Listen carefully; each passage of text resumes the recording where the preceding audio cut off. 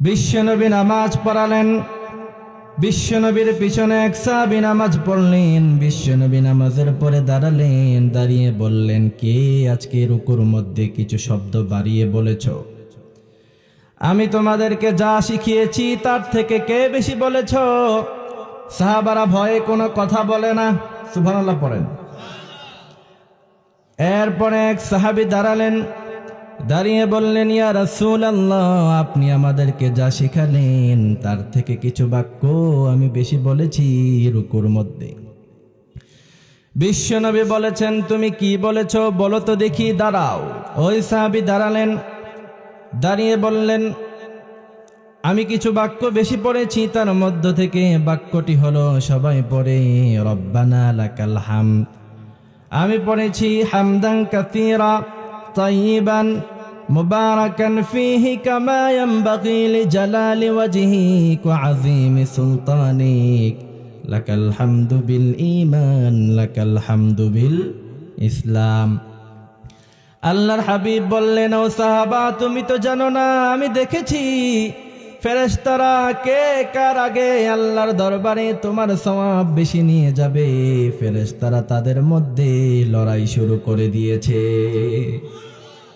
এজন্য প্রশংসা করলে লাভ আছে না নাই? কম না বেশি? আবার আল্লাহর হাবিব বলছেন, কেউ যদি একবার সুবহানাল্লাহ পড়ে, আরবের তেজস্বী ঘোড়া 500 বছর রাস্তায় দৌড়ালে যত দূর চলে যায়, রব্বুল আলামিন জান্নাতে তার জন্য এর চাইতে বিশাল বড় গাছ লাগায়া দিবে। রাহিকুল মাখতুম এসেছে, অনেকগুলি কিতাব এসেছে। সাইয়েদানা ওমরের ইসলাম গ্রহণের পরেই সবার প্রথম মক্কায় ইসলামকে প্রকাশ্যভাবে পালন করা হয়েছে। সুবহানাল্লাহ পড়েন। তার মানে ইয়াং সোসাইটির প্রয়োজন আছে না নাই? ইয়াংরা জাগলেই জাগবে বাংলাদেশ, ঠিক কিনা? আধারে ভয় পেও না, আলো আছে আড়ালে, অন্ধকার সব পালিয়ে যাবে তুমি উঠে দাঁড়ালে। আগামী দিনে আমরা এই কোরআনকে সংসদে নিয়ে যেতে চাই। টাঙ্গাইলের মানুষ, আপনাদেরকে স্পষ্ট ভাষায় বলছি, টুডে অর টুমরো এই দেশে ইসলাম প্রতিষ্ঠা হবে। এই দেশের সংসদে কোরআন নিয়ে আমরা পার্লামেন্টে যাব। তবে হযরতে সুমাইয়ার মতো, হযরতে খুবাইবের মতো শাহাদাতের নজরানা পেশ করে যদি এই দেশে ইসলাম প্রতিষ্ঠা করা লাগে, আজকের প্রধান মেহমান এইচএম জুবায়ের আহমদ, আমি আমার শাহাদাতের নজরানা পেশ করতে প্রস্তুত আছি। আপনারা টাঙ্গাইলের মানুষ যদি প্রস্তুত থাকেন তো হাত তুলে আল্লাহকে দেখান।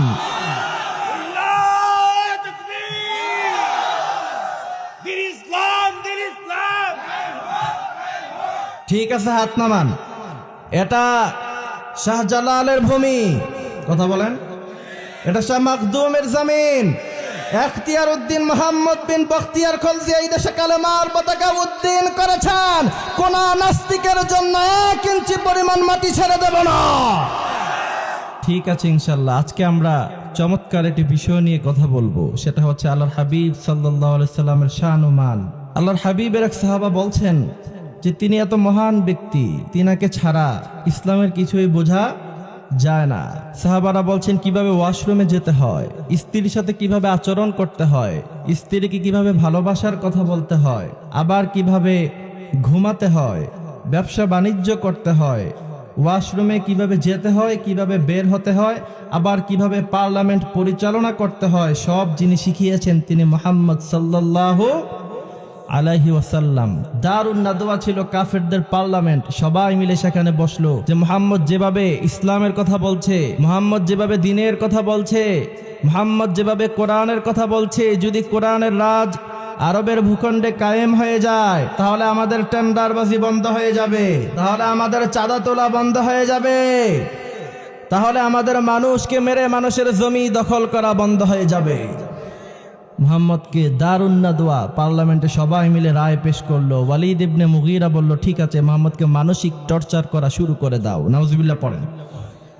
মক্কার প্রবেশ পথে তারা বসে গেল, লোকদেরকে টাকা পয়সা দিয়ে, যাও মুহাম্মদকে তোমরা পাগল বলো। যারা মক্কায় প্রবেশ করবে সবাইকে গিয়ে বলবা যে মুহাম্মদ পাগল।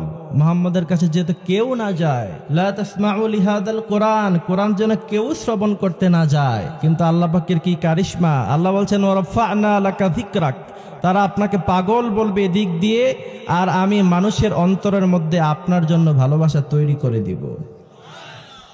সবাই বলল মুহাম্মদ পাগল, এদিকে একটি পাগল এসেছে, সেখানে তোমরা যেও না। লোকেরা বলল কি এমন পাগল এসেছে? সবাই যেহেতু পাগলের কথা বলে, একটু গিয়ে দেখে আসি পাগলটা কেমন। সুবহানাল্লাহ বলবেন না? মক্কার লোকেরা, আরবের বেদুইন লোকেরা, আরবের মূর্খ লোকেরা যখনই এই কথা শুনলো যে পাগল এসেছে, পাগলকে দেখতে যাই, সবাই মিলে পাগলকে দেখতে গেল। আমার নবীর চেহারা চাঁদের চাইতে বড় সুন্দর, তিনার চুলগুলি ছিল উস্কো খুস্কো, কত সুন্দর উস্কো খুস্কো চুল তিনার ছিল না।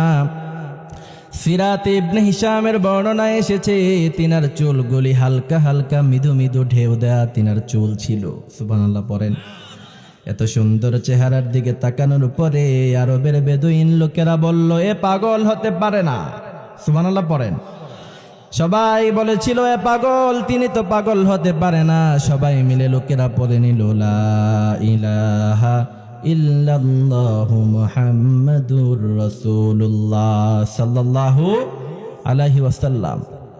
এরপরে এরা ভাবলো যে কি করা যায়, মুহাম্মদকে তো কোনোভাবে আটকানো যায় না।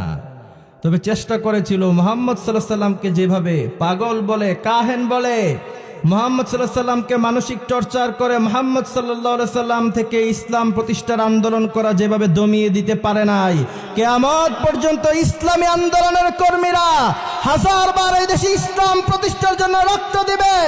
আল্লামা সাঈদী যেমন শহীদ হয়েছেন, আমরা প্রয়োজনে শাহাদাতের নজরানা পেশ করব, কিন্তু ইসলাম থেকে বিন্দু পরিমাণ পিছু হটে যাব না।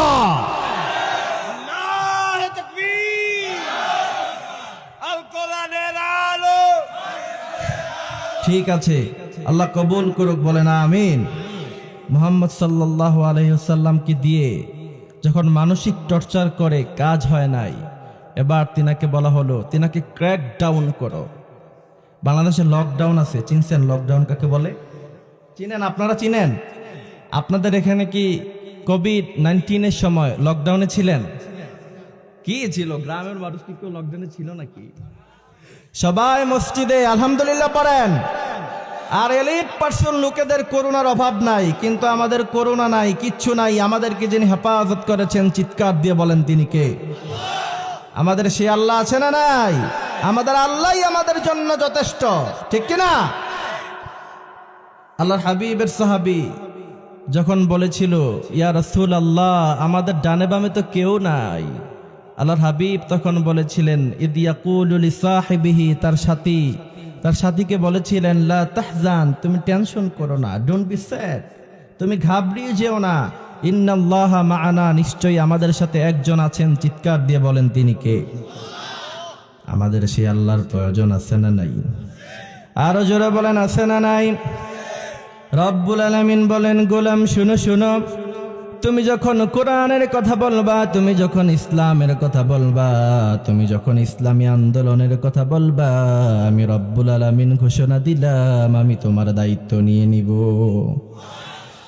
পৃথিবীতে সবচাইতে সুন্দর মরণ হলো শাহাদাতের মরণ। আল্লাহু আকবার। সব যত বড় ওলি হন, যত বড় বুজুর্গ হন, মৃত্যুর পরে সওয়াল জবাব আছে না নাই? কিয়ামতের ময়দানে হিসাব নিকাশ আছে না নাই? কিন্তু বিশ্বনবী বললেন যে শাহাদাতের নজরানা পেশ করতে গিয়ে শহীদ হয়ে যায়, রক্ত জমিনে ঢেলে দেয়, তারা মরতে দেরি হয়ে যায়, কবরের মধ্যখানে তার জন্য জান্নাত রেডি হতে দেরি হয় না। আবার আল্লাহর হাবিবের এক সাহাবীর কথা আমার মনে পড়ে গেল, বলবো। উমাইর ইবনে হুমাম রাদিয়াল্লাহু তাআলা আনহু আল্লাহর হাবিবের এক নতুন সাহাবী ছিল। আল্লাহর হাবিব সাল্লাল্লাহু আলাইহি ওয়াসাল্লাম জিহাদের ময়দানে যাওয়ার জন্য সাহাবাদেরকে উদ্বুদ্ধ করতে লাগলেন। আল্লাহর হাবিব বললেন কেউ যদি জিহাদের ময়দানে গিয়ে শহীদ হয়ে যায়, কেউ যদি তার রক্ত জমিনে ঢেলে দেয়, ওয়া জান্নাতিন আরদুহা কাআরদিস সামাওয়াতি ওয়াল আরদ, আকাশ জমিন এর চেয়ে তারও বিশাল বড়, আল্লাহ সুবহানাহু ওয়া তাআলা তাকে বিনা হিসাবে জান্নাতের মালিক বানিয়ে দিবে। সাইয়েদনা উমাইর ইবনে হুমাম রাদিয়াল্লাহু তাআলা আনহু খেজুর খাচ্ছিলেন। এই যে আমরা যখন কথা বলি, কেউ বাদাম খায়, বুট খায়, চানাচুর খায়, আছে না নাই? সাইয়েদনা উমাইর ইবনে হুমাম ওই সময় খেজুর খাচ্ছিলেন। আল্লাহর হাবিবের এই কথা শোনার পরে সাইয়েদনা উমাইর ইবনে হুমাম বললেন, বাহ বাহ, কত সুন্দর কথা, মুখশ্রীনিত বাণী, কত চমৎকার। ইয়া রাসূলুল্লাহ, সত্যি কি তাই নাকি? আল্লাহর হাবিব বললেন, আসলে তাই। কিতাবের মধ্যখানে এসেছে, হাদিসের বর্ণনায় এসেছে, ওই সাহাবী হাতের মধ্যে আরো কিছু খেজুর বাকি ছিল। ওই সাহাবী বলছেন, আমার হাতের মধ্যে যতগুলি খেজুর আছে, এতগুলি খেজুর খেয়ে আমার জিহাদের ময়দানে যাব, শহীদ হব, অনেক সময়ের প্রয়োজন, এত সময় আমার কাছে নাই। আল্লাহু আকবার। ওই সাহাবী বাকি খেজুরগুলি ছুঁড়ে ফেলে দিয়ে জিহাদের ময়দানে ঝাঁপিয়ে পড়েছে, আর কাফেরদেরকে কুচুকাটা করে তিনি নিজেও শহীদ হয়ে আল্লাহর জান্নাতে চলে গিয়েছে। সুতরাং যেই জাতির সাহাবীরা বাসর রাত না করে, নারীদের পিছনে না গিয়ে, খাবারের পিছনে না গিয়ে জিহাদের ময়দানে গিয়ে শহীদ হয়ে যায়, সেই দেশে সেকুলারিজম, কমিউনিজম, আরো তন্ত্রমন্ত্র দিয়ে ওই দেশের মানুষদেরকে কষ্ট দিতে পারবা, কিন্তু ওই জাতিকে কখনো দাবায় রাখতে পারবা না। ঠিক কিনা? এই জন্য আমার ভাইয়েরা আমাদেরকে মাঝে মধ্যে বিভিন্ন জায়গা থেকে হুমকি দেয়, তোমরা 18 কোটি আর আমরা 120 কোটি। ঠিক কিনা? তবে আমি তাদেরকে বলে দিতে চাই, বদরের ময়দানে 313 জন সাহাবী নিয়া 1000 সৈন্যের মোকাবেলায় যেই জাতিকে আল্লাহ বিজয়ী দান করেছেন, তারা হলো মুসলমান জাতি। ঠিক কিনা? আমার ভাইয়ের জন্য আমরা বলতে চাই, আমাদের 18 কোটি প্রয়োজন নাই, 120 কোটি মোকাবেলা করার জন্য আমার বাংলাদেশের দামাল ছেলেরা 3 লক্ষ যুবক যথেষ্ট হয়ে যাবে। আমাদেরকে দাবিয়ে রাখতে পারবে না। গোটা পৃথিবীতে মুসলমানদেরকে যিনি বিজয় দিবেন, চিৎকার দিয়ে বলেন তিনি কে? তা আল্লাহর হাবিবকে প্রথম মানসিকভাবে টর্চার করা হয়েছে, কথা মনে আছে আপনাদের? এরপরে যখন মানসিকভাবে টর্চার করে, তিনাকে পিছু হটানো যায়নি, সবাই মিলে সিদ্ধান্ত নিল মুহাম্মদকে আমরা মেরে ফেলবো। নাউজুবিল্লাহ পড়েন। রাখে আল্লাহ মারে কে? এরপরে তারা সিদ্ধান্ত নিল, ক্র্যাক ডাউন করলো। আমি যাচ্ছি, আল্লাহর হাবিবকে শুধু মুখে ভালোবাসি এই কথা বললেই হবে না, হৃদয় দিয়ে তিনাকে ভালোবাসতে হবে, সাথে তিনাকে অনুসরণ করতে হবে। রব্বুল আলামিন বলেন, গোলাম শোনো শোনো, কুল ইন কুনতুম তুহিব্বুনাল্লাহ ফাত্তাবিউনি ইউহিব্বুকুমুল্লাহু ওয়া ইয়াগফির লাকুম যুনুবাকুম ওয়াল্লাহু গফুরুর রহিম। রব্বুল আলামিন বললেন, গোলাম শোনো শোনো, তুমি যদি আমাকে পেতে চাও তাহলে ফাত্তাবিউনি, তুমি তোমার নবীকে অনুসরণ করা শুরু করে দাও। তুমি যখন নবীকে অনুসরণ করবা, ইউহিব্বুকুমুল্লাহ, আকাশের মালিক, জমিনের মালিক, বিশাল বড় পর্বতমালার মালিক, তিনি নিজে বলছেন, তুমি যখন আমার নবীকে অনুসরণ করবা, আমি নিজেই আকাশ থেকে তোমাকে ঘোষণা দিব, বান্দা আমি তোমাকে ভালোবাসা শুরু করে দিলাম। সেই নবীকে শুধু ভালোবাসলেই হবে না, সেই নবীকে অনুসরণ করার দরকার আছে না নাই? ওই নামেরই রশি ধরে যায় আল্লাহর পথে, ওই নামেরই ভেলায় চড়ে ভাসি নূরের স্রোতে। ঠিক কিনা? বিশ্বনবীকে অনুসরণ করা লাগবে। বিশ্বনবীকে যখন বলা হলো বিশ্বনবীকে ক্র্যাকডাউন দেয়া হবে, ওই সময় বিশ্বনবীকে ক্র্যাকডাউন দেয়া হলো। বিশ্বনবীর চাচা আবু তালেব বিশ্বনবীকে ভালোবেসেছেন, কিন্তু অনুসরণ করতে পারে নাই। সবাই মিলে যখন বিশ্বনবীর ব্যাপারে ক্র্যাকডাউন দিল, শোনেন, আবু তালেব ওই সময় বিশ্বনবীকে ভালোবাসার কারণে বিশ্বনবীর সাথে 1 দিন 2 দিন 3 দিন নয়, বিশ্বনবীর সাথে 3টি বছর শিয়াবে আবু তালেবে জেলখানায় বন্দী ছিলেন। আল্লাহু আকবার। শিয়াবে আবু তালেবে 1 বছর 2 বছর 3 বছর জেলখানায় বন্দী ছিলেন, কিন্তু বিশ্বনবীকে অনুসরণ করে নাই। আল্লাহ বলছেন, মুহাম্মদ দুনিয়া দিক সেদিক হয়ে যাবে, কিন্তু তোমার চাচা আবু তালেব জান্নাতে যাবে না।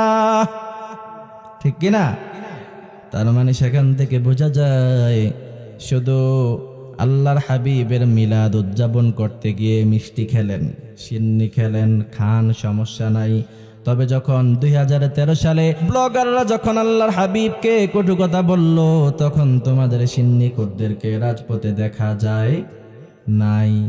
তখন আমরা রক্ত দিয়েছি, আমাদের ইসলামপন্থীরা সেখানে রক্ত দিয়েছে। ঠিক কিনা? যদি আবার প্রয়োজন পড়ে রক্ত দেওয়ার জন্য রাজি আছি না নাই? রাজি আছেন? আছেন? আমার ভাইরা, আবু তালেব বিশ্বনবীকে তিনি ভালোবেসেছেন, কিন্তু অনুসরণ করতে পারে নাই। শিয়াবে আবু তালেবে 3টি বছর জেলখানায় বন্দী থাকলেন। 3 বছর পার হয়ে যাওয়ার পরে এরপরে আবু তালেব এসে বলল, ওই যে তোমরা যেই চিরকুটের মধ্যখানে লিখেছো মুহাম্মদকে তোমরা ক্র্যাক ডাউন করেছো, তোমরা গিয়ে দেখো যে ওই চিরকুটের সব লেখাগুলি কীটপতঙ্গ খেয়ে ফেলেছে, শুধুমাত্র আল্লাহর নাম বাকি আছে। সুবহানাল্লাহ পড়েন।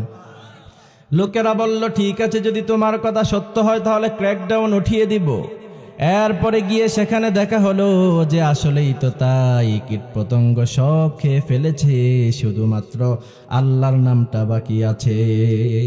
সুবহানাল্লাহ পড়েন, আর আসতে পড়েন সুবহানাল্লাহ। সেই নবীর প্রথম পরিচয় কোরআন দিয়েছে কত চমৎকার করে। বিশ্ব নবীর প্রথম পরিচয় হলো তিনি আল্লাহর রাসূল। কার রাসূল? আরো জোরে বলেন, কার রাসূল? কোরআন বিশ্ব নবীর প্রথম পরিচয় দিয়েছে, মুহাম্মাদুর রাসূলুল্লাহি ওয়াল্লাযীনা মাআহু আশিদ্দাউ আলাল কুফফার রুহামাউ বাইনাহুম। তিনার প্রথম পরিচয় হলো তিনি আল্লাহর রাসূল। কার রাসূল? এরপরে তিনার দ্বিতীয় পরিচয় হলো, মা কানা মুহাম্মাদুন আবা আহাদিম মির রিজালিকুম ওয়ালাকির রাসূলুল্লাহ ওয়া খাতামান নাবিয়্যিন।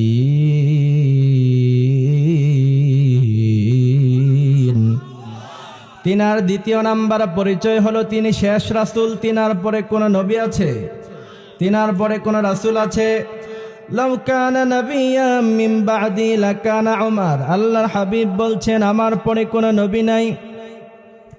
লা নাবিয়্যা বা'দি রাসূলা, আমার পরে কোনো নবী নাই, আমার পরে কোনো রাসূল নাই। তবে আমার পরে যদি কেউ নবী হতো, সাইয়েদনা উমরকে আল্লাহ নবী বানিয়ে পাঠিয়ে দিতেন।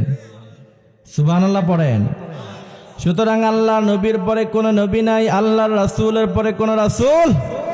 কিয়ামতের ময়দানে বিশ্ব নবীকে ছাড়া কেউ সুপারিশ করতে পারবে? আর আসতে বলেন, পারবে? সবাই কিয়ামতের দিন এদিক সেদিক দৌড়াবে। লোকেরা একবার ডানে যায়, একবার বামে যায়, সবাই মিলে আবার ধরবে সাইয়েদনা আদমকে, গিয়ে বলবে, ও বাবা, আমাদের আদি পিতার নাম কি? হ্যাঁ, সাইয়েদনা আদমকে গিয়ে বলবে, আপনি তো আমাদের আদি পিতা, আপনি আমাদেরকে বাঁচান। কিন্তু লোকেরা দেখতে পাবে যে সাইয়েদনা আদমও বলবে ইয়া নাফসি, তিনার উম্মতেরাও বলবে ইয়া নাফসি। সাইয়েদনা আদম বলবে, আমি পারবো না, তোমরা মূসার কাছে যাও। সাইয়েদনা মূসা বলবে, পারবো না, ইব্রাহিমের কাছে যাও। সাইয়েদনা ইব্রাহিম বলে, পারবো না, নূহের কাছে যাও।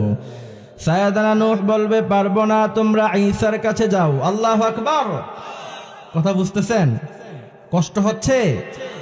সাইয়েদনা ঈসা বলবে, আর কত ডানে যাবা, আর কত বামে যাবা, তোমরা সরাসরি চলে যাও দু জাহানের সরদার বিশ্বনবী মুহাম্মদ সাল্লাল্লাহু আলাইহি সাল্লামের দরবারে। সব লোকেরা আসবে। আসার পরে বিশ্বনবী এবার সিজদায় লুটিয়ে পড়ে বলবে, ও রব্বুল আলামিন, প্রত্যেক নবীর জন্য একটা দোয়া ছিল, সেই দোয়াটা মুস্তাজাবুদ দাওয়া, দোয়া করলে কবুল হয়ে যেত। সব নবীরা সেই দোয়া করে ফেলেছে, আমার সেই দোয়া আমি বাকি রেখেছি। আজকে আমি দোয়া করি, আমার গুনাহগার উম্মত গুলাকে আপনি জান্নাত দিয়া দেন। আল্লাহ তখন বলবে, মুহাম্মদ ইরফা রাসাক, তোমার মাথা ওঠাও, ওয়াসাল তুতা, তোমার কি প্রয়োজন চাও। কারণ আমাদের যত কিছু প্রয়োজন আছে চাইবো একজনের কাছে, তিনি কে? বিশ্বনবী চাইতেন কার কাছে? বিশ্বনবীকে আল্লাহ বলবেন ওয়াসফা তুসাফা। চিন্তা করেন, কিয়ামতের মাঠে সেই নবীর সাথে থাকার প্রয়োজন আছে না নাই? কিয়ামতের মাঠে কেউ চিনবে না, বাবা চিনবে না, ভাই চিনবে না, সন্তান চিনবে না, কেউ চিনবে না। সেই কথা কোরআনে আছে না নাই?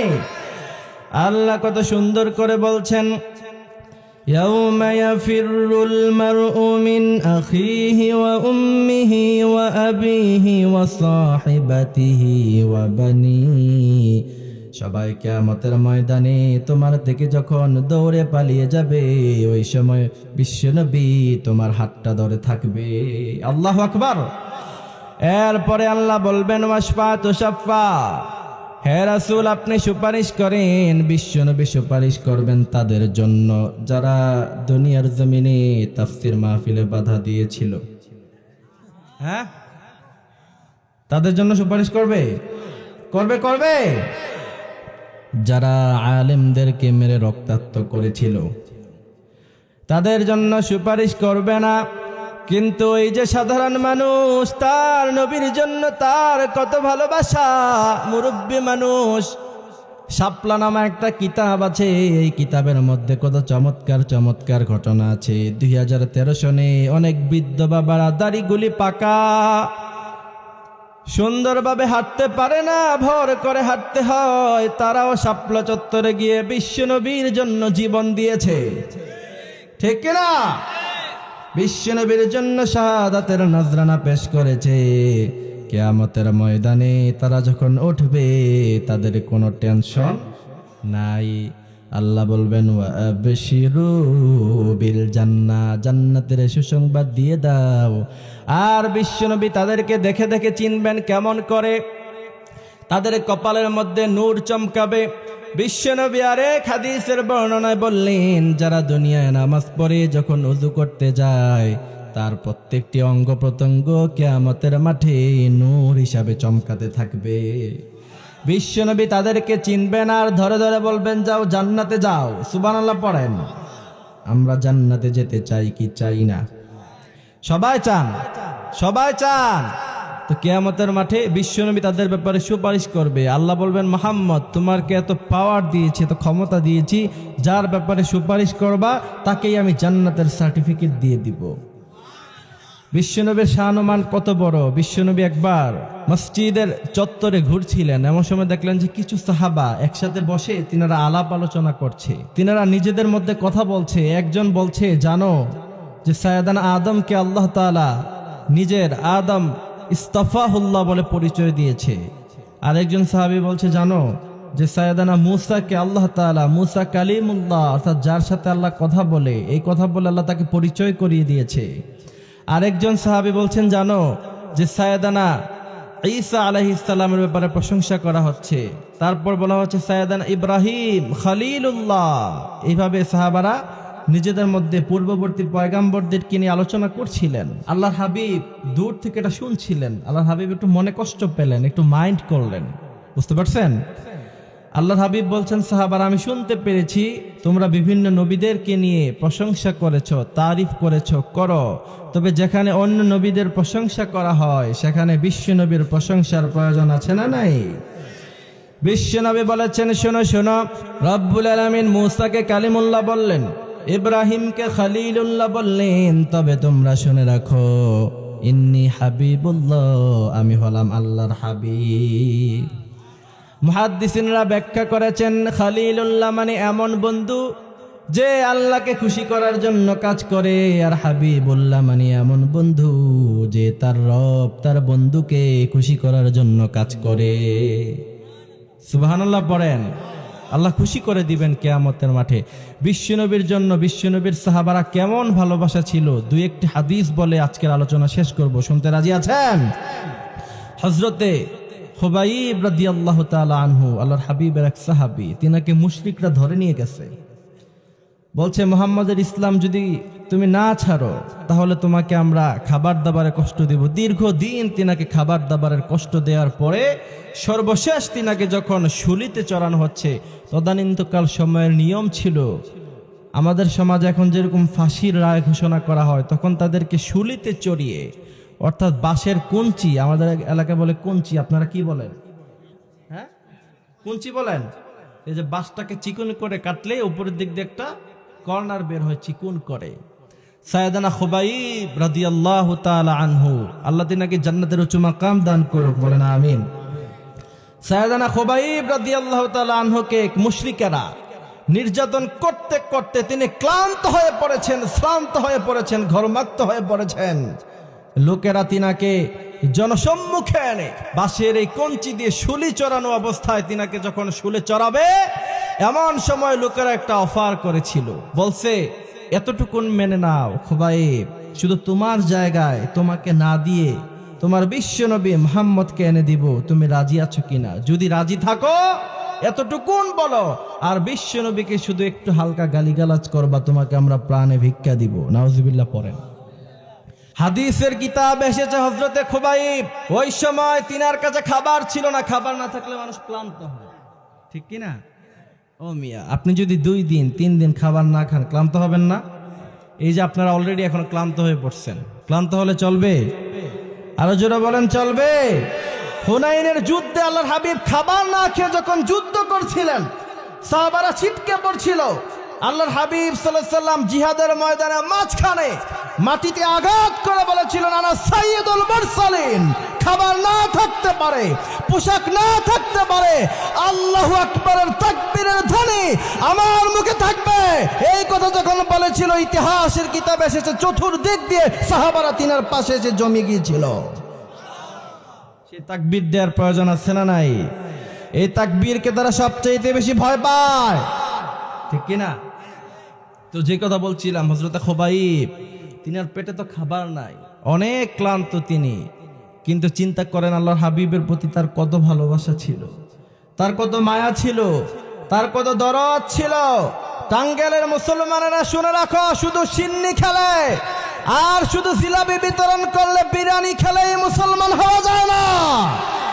মুসলমান হওয়ার জন্য হযরতে সুমাইয়া, মুসলমান হওয়ার জন্য হযরতে তালহা যেমন উহুদের ময়দানে ঝাঁপিয়ে পড়ে শহীদ হয়েছিল, ওইভাবে শাহাদাতের নজরানা পেশ করতে হয়।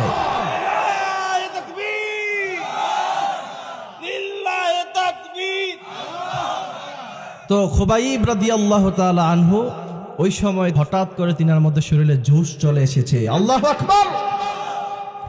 হযরতে খুবাইব এই সময় বলেছিল, মুশরিকেরা শোনো, তোমরা আমাকে খাবার দাও নাই, সহ্য করেছি, আমাকে মেরেছো আমি সহ্য করেছি, আমাকে পিটিয়েছো আমি সহ্য করেছি, শুলে চড়াবা তাও আমি সহ্য করব।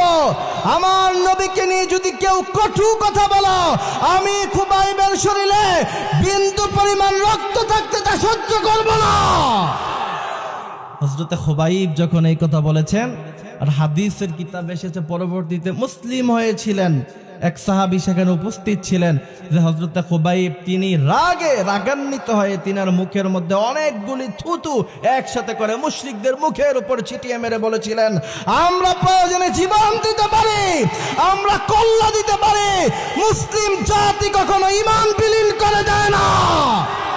টাঙ্গাইলের মানুষ প্রয়োজনে রক্ত দিব, শাহাদাতের নজরানা পেশ করব, 2 টাকার সিঙ্গার আর 500 টাকার নোটের কাছে আমাদের ঈমানকে আমরা বিলীন হতে দেব না, দেব না, দেব না।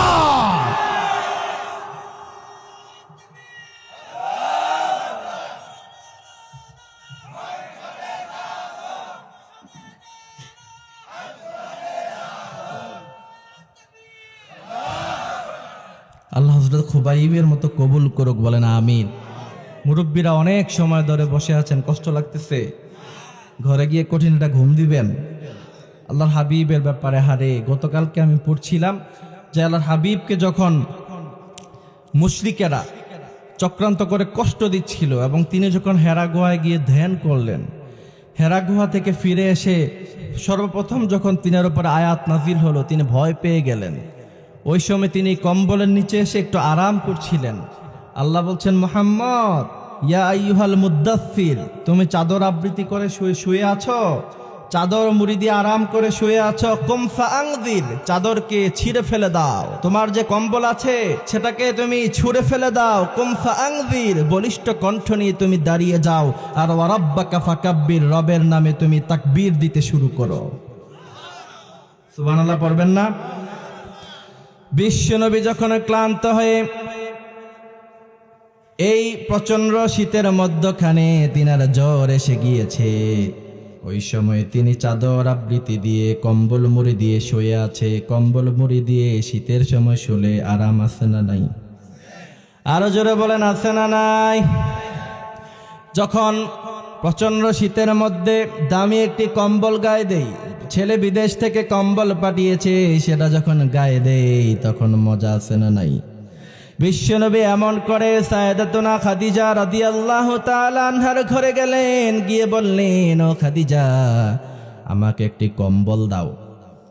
সাইয়েদাতুনা খাদিজা তিনাকে কম্বল দেওয়ার পরে কম্বল আবৃত্তি করে তিনি শুয়ে আছেন। আল্লাহ বলছেন, মুহাম্মদ, শুয়ে থাকার জায়গা দুনিয়ায় নয়, আখিরাতে গিয়ে শান্তি করবা, চিরস্থায়ী শান্তির জায়গা। কত সুন্দর করে রব্বুল আলামিন বললেন, ইয়া আইয়ুহাল মুদ্দাসসির কুম ফাআনযির ওয়া রাব্বাকা ফাকাব্বির ওয়া থিয়াবাকা ফাতাহহির।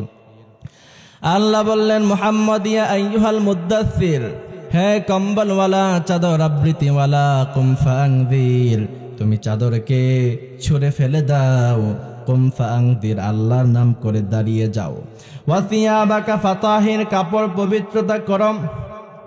ওয়া রাব্বাকা ফাকাব্বির, রবের নামে স্লোগান দাও। ওয়াল রুজজা ফাহজুর, কারো জন্য যদি কিছু করো, ওয়ালা তামনুন তাস্তাকফির, কারো জন্য কিছু করলে তার থেকে তুমি কোনো কিছু আশা করো না। এইভাবে রব্বুল আলামিন বিশ্বনবীকে বললেন।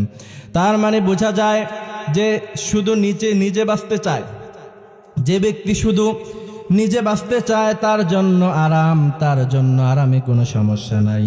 আর যে নিজেও বাঁচতে চায়, জাতিকেও বাঁচাতে চায়, তার জন্য কোনো আরাম নাই। বিশ্বনবী জীবনে আরাম করে নাই। ও মিয়া, আল্লাহর হাবিবের সাহাবারা একবার আল্লাহর হাবিবকে বলছেন, বলবো কথাটা, আল্লাহর হাবিবকে বলছেন, ও নবী, আপনি যে চাটাইয়ের উপরে শুয়ে আছেন, আপনার শরীরের মধ্যে অনেকগুলি দাগ লেগে গিয়েছে। ইয়া রাসূলুল্লাহ, আপনি চাইলে গোটা মদিনা, আপনি চাইলে গোটা মক্কা আপনার জন্য স্বর্ণ দিয়ে ভরপুর করে দেয়া হতো, সম্পদ দিয়ে ভরপুর করে দেয়া হতো। এই যে চাটাইয়ের মধ্যে আপনি শুয়ে আছেন। আল্লাহর হাবিব তখন বললেন, তোমরা কি চাও না যে কিয়ামতের মাঠে আমার কাছে হামদের পতাকা থাকবে, আমি নিজেও জান্নাতে যাব, আমার উম্মতদেরকেও জান্নাতে নিয়ে যাব, নাকি দুনিয়ায় আমি আরামায়েশ করব? আল্লাহর হাবিবের সাহাবারা বলছেন, ইয়া রাসূলুল্লাহ, আপনার সিদ্ধান্ত, আপনি যেটা নেবেন সেটাই। আল্লাহু আকবার।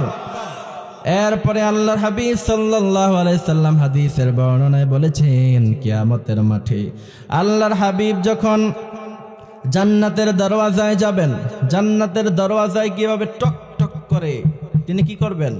আওয়াজ দিবেন। আল্লাহর হাবিব যখন আওয়াজ দিবেন, জান্নাতের খাজেন ফেরেশতা ভিতরে থেকে বলবে, কে এসেছো? আল্লাহু আকবার। ওই সময় বিশ্বনবী বলবে, আনা সাইয়্যিদুল মুরসালিন মুহাম্মদ সাল্লাল্লাহু আলাইহি ওয়াসাল্লাম।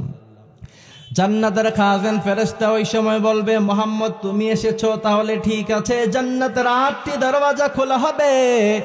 আর জান্নাতের খাজেন ফেরেশতা বলবে যে আমাদের রব আমাদেরকে বলেছে যে শুধুমাত্র জান্নাতের দরওয়াজায় কেউ যদি ঠক ঠক করে করানারে জান্নাতের দরওয়াজায় মুহাম্মদ ছাড়া অন্য কোনো নাম যদি কেউ বলে, জান্নাতের দরওয়াজা খুলবা না। যখনই মুহাম্মদের নাম বাহিরে থেকে আসবে, জান্নাতের দরওয়াজা খুলে দিবা। এতক্ষণ আপনার জন্য অপেক্ষা করছি ইয়া রাসূলুল্লাহ। সর্বপ্রথম জান্নাতে ঢুকবে আমার নবী, আপনার নবী মুহাম্মদ সাল্লাল্লাহু আলাইহি ওয়াসাল্লাম। সেই নবীকে যেন আমরা ভালোবাসতে পারি, আমরা যেন অনুকরণ করতে পারি, অনুসরণ করতে পারি, এবং বিশ্ব নবী তায়েফের মাটিতে যে ইসলাম প্রতিষ্ঠার আন্দোলন করতে গিয়ে রক্ত ঝরিয়েছেন, আমরা যেন সেই ইসলাম প্রতিষ্ঠা করতে পারি। আল্লাহ কবুল করুক, বলেন আমিন।